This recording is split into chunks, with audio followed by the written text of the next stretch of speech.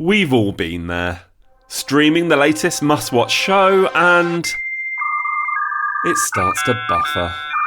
Or you're on an important work call and the audio starts to cut out. If you're looking for a new broadband provider, right now we're offering Which members a £25 Amazon gift card just for switching via our website. Simply head to broadband.which.co.uk to compare the current deals and find the right provider for you. What's more, if you switch to Which recommended provider PlusNet, we'll upgrade that £25 gift card to one worth £50. This offer is exclusive to Which members, so if you're not already a member, then just head to which.co.uk/podcast offer to grab a Which membership for 50% off the usual price. Then go to broadband.which.co.uk to complete your broadband switch. But hurry, you have to switch before the 23rd of April to be eligible for the gift card. T's and C's apply. To tip or not to tip? That is the question. Hello, it's James here, and this week I've picked out a piece from the April issue of Which magazine that was written by Ellie Simmons, and it's all about tipping culture in the UK. If you've ever felt unsure about the etiquette when it comes to tipping, I know I have, you're not alone. Today's show shines a light on how it works, from service charges automatically added to your restaurant bill, to envelopes of cash left for refuse collectors. Here's Ellie's piece, adapted for the podcast, this week read by Which Money presenter Lucia Ariano. Have you ever wondered where that loose change goes that you leave for your waiter at a restaurant?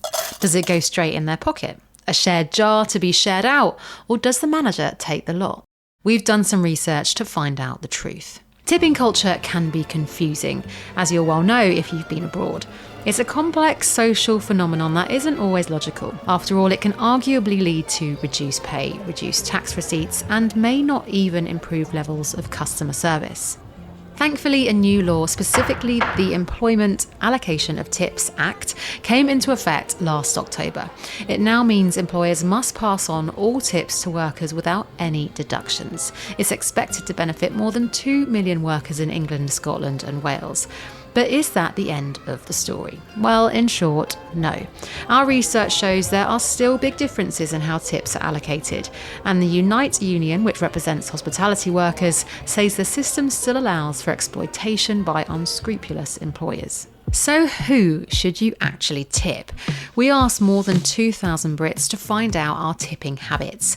Perhaps unsurprisingly, it's restaurant staff that are the workers we tip most regularly, with a quarter of us leaving a tip every single time. Most of us leave an additional 10 to 12.5% of the bill. That's closely followed by hairdressers, where 1 in 5 of us leave some extra cash. Sadly for the country's cleaners, they don't fare as well. Just 6% of customers tip them every time. Interestingly, despite the decline of cash for transactions in recent years, our research found it still dominates tipping across all sectors. But 1 in 10 of respondents said the reason for not tipping was due to carrying no physical cash. But why do we actually tip? Generally, we reward good service, but our research shows that a quarter of us still tip even if we consider the service to have been poor.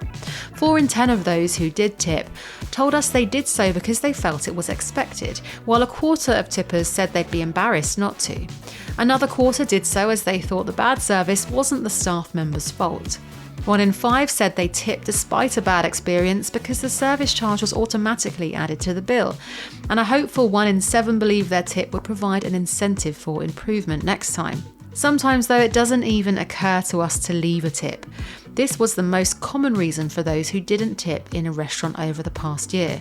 But others said it was due to financial constraints. So the important bit, where are our tips going?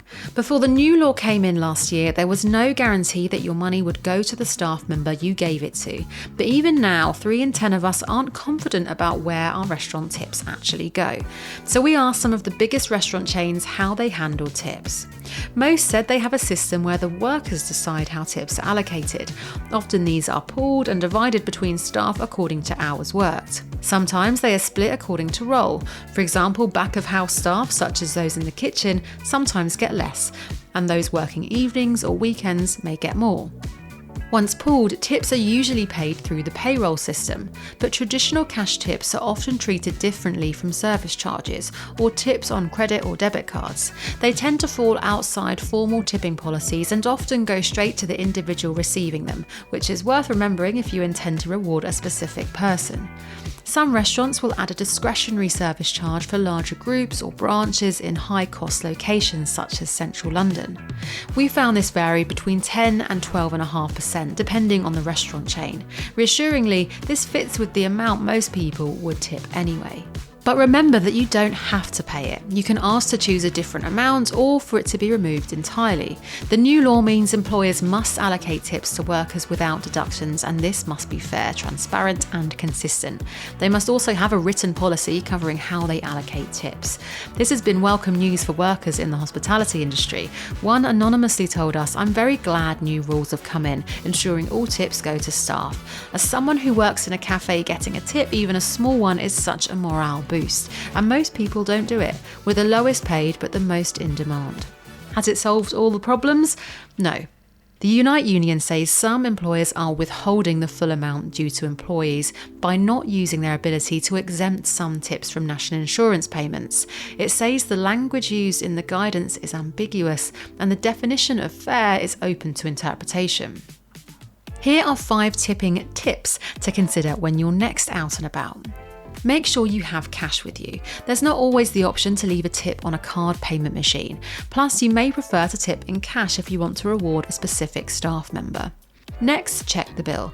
Many restaurants add a discretionary service charge to the bill, so if you don't want to tip twice, check whether this is already included. Talk to the staff. Feel free to ask how the tips are shared and who gets what in the system. This will help you decide how best to reward those you particularly want to thank for their service. Never feel embarrassed. You shouldn't feel obliged to leave a tip, especially if you don't think the service was up to scratch. The awkward conversation may even help them make improvements. And finally, consider other ways to say thanks. Leaving a good review online instead, perhaps naming specific staff, can be invaluable, particularly for smaller businesses. Another alternative is to leave chocolates as a thank you, particularly for cleaners who don't get much from us as it is. That brings to an end another podcast from Which. There's loads more for you to read about everything we discussed today. Just head to the episode description for more useful everyday advice. There you'll also see an exclusive offer for podcast listeners like you to become a Which member for 50% off the usual price. And that gives you access to our product reviews, our app, one-to-one personalised buying advice, and every issue of Which magazine across the year. Plus, your membership helps us to make life simpler, fairer and safer for everyone. If you'd like to know when we release a new episode, then make sure you press subscribe wherever you're listening, and that way you can be one of the first to listen. And for any questions, comments or anything in between, then make sure to follow us on social media. We're at Which UK, or you can email us podcasts@which.co.uk. Goodbye.